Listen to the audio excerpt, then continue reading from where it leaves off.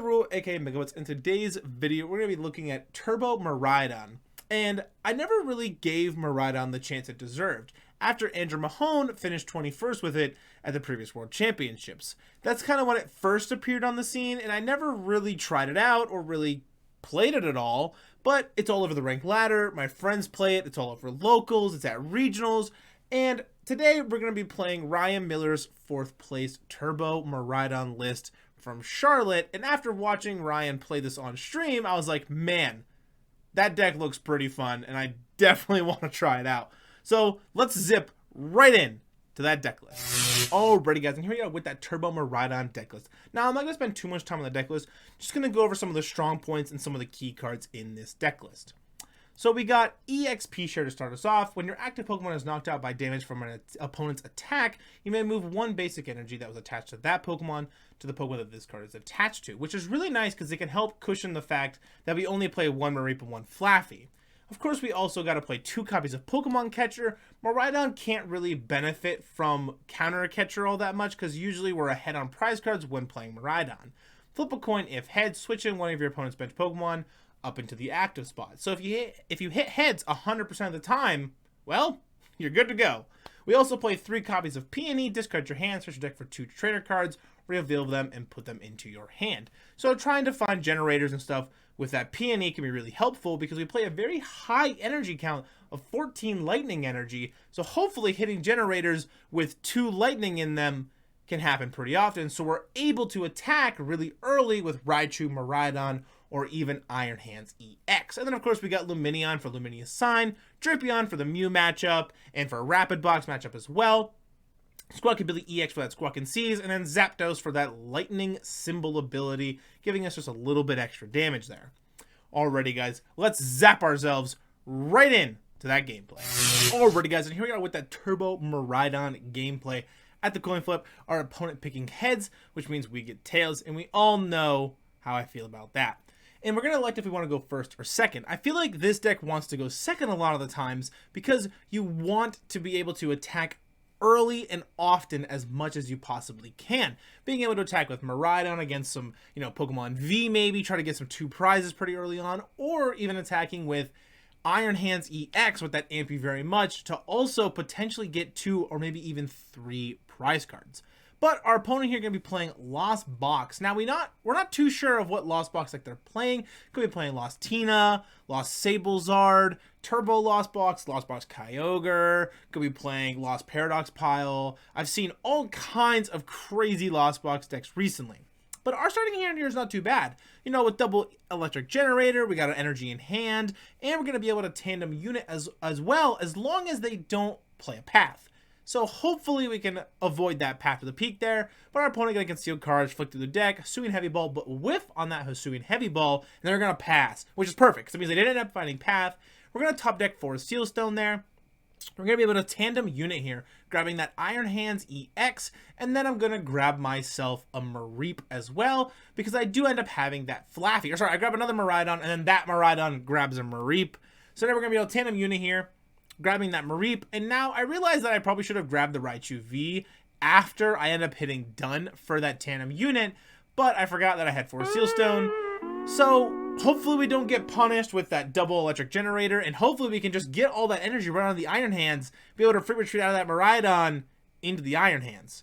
So we're going to be able to hit 2 energies off that first generator, attach the EXP share, and we're going to whiff on the second generator, unfortunately. But we're going to be able to restart, try to find into a second one. We get Boss Town Store.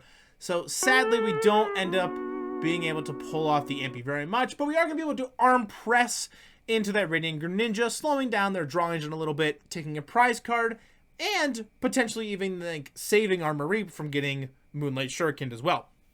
So they're going to put that Comfey back up to the active spot, start flower selecting here, and we still don't really know what they're playing. The only thing we do know is they're definitely not playing Lost Sablezard because, well, they played the Radiant Greninja, so now we know that there's no Radiant Charizard in the deck. So it more than likely looks like it's going to be Lost Tina. They're going to be able to play Colress, be able to flower selecting some more, and they're in a position where they definitely can attack with that Cramorant for Spit innocently, which will be nice. But I'm also in a position where I can tandem unit again, find that Raichu, attach the 4 Seal Stone, and then be able to find that last energy I need to be able to pull off an Amp You Very Much this turn. So we're going to attach that Forest Seal Stone here, be able to play this Town Store, thin the deck just a little bit more, grab that EXP share, and put it on the Mew. And then I'm going to be able to play this generator, hit 2 more energies here. I probably should have Forest Seal Stone first, just to thin the deck a little bit more. But if I leave the energy in there, then I have a higher chance of maybe hitting it off the generator. I'm not too sure how that math works out. So we're going to start Alchemy here for that energy, and then we're going to restart, draw 2 cards into Flaaffy and Ultra Ball, which is great. So then we're going to be able to pull up the Amp You Very Much on that Cramorant, taking 2 prize cards, putting us really far ahead in this game, actually, at a 3-6 split. And we're going to be able to get that Lumineon and that Nest Ball off of our prize cards. So not too bad here. If they end up carrying the Iron Hands, we'll be able to bench the Lumineon, maybe find another supporter like Boss or something of that nature. And we also got Nest Ball as well if we don't really want to tandem unit and just get some cards out of our hand so we can hopefully restart and draw into some more things. And if they KO this Iron Hands as well, we'll be able to at least Dynamotor some energy onto our bench electric Pokemon. And then we see them bench their own Iron Hands EX, and I'm like, well, if they're able to pull off their own Amp You Very Much onto our Iron Hands, that's 3 prize cards, which is going to put this at a 3-3 split, and I'm like, that will be very unfortunate. But if they KO this Iron Hands, then I'm in a position where I can put up the Mew, Dynamotor, attach energy to my Miraidon, be able to find the Zapdos, because we know it's not in the prize cards, to KO their Iron Hands as well. So we're going to be able to put some energies onto our Pokemon because of EXP share onto that Mew and the other Miraidon, but they're going to be able to Amp You Very Much as well, taking 3 prize cards. So we're going to put up that Mew, and then we're going to find into Peony, and I'm like, that's totally fine. We're going to grab another EXP share here to attach it to our other Miraidon EX. We're able to Flaaffy, Dynamotor, attach an energy to that Miraidon, and I'm like, all right, Nest Ball. And I definitely gotta grab the Zapdos here, because if I don't grab Zapdos, then I won't be able to KO the Iron Hands at all. So bench that Zapdos here, be able to retreat out of the Mew into the Miraidon to take that KO on their Iron Hands, putting it at a 1-3 prize split, but not before we play Peony to find ourselves 2 trainer cards out of our deck. And I'm going to grab myself Electric Generator, and then I'm going to grab Professor's Research. And the reason I grab Professor's Research is because I want to try to draw as many cards as I possibly can after I take this last turn, just in case if they, like, you know, try to Iono or something, or if they don't Iono, then I have, if I don't Iono, then I have Professor's Research to draw as many cards as I need into something that I can attack with. So just kind of saving my own buns there, if it were. So they're gonna put up a Comfey here, play a Colress, and they're just trying to dig through it and try to get out of this scenario. They're gonna Nest Ball here, grabbing that Roaring Moon, and they will be able to Calamity Storm and KO our Miraidon EX. Now, we're in a position where I still can win because they can't KO the Zapdos and the Miraidon. I can put up the Mew, be able to Dynamotor an energy onto the other Miraidon, attach for turn, and then KO that Roaring Moon. Or KO any single prizer either. So they're going to Calamity Storm here, discarding that Town Store to KO that Miraidon. EXP share is going to trigger, putting energy on that Mew EX and the other Miraidon. And then I'm like, okay.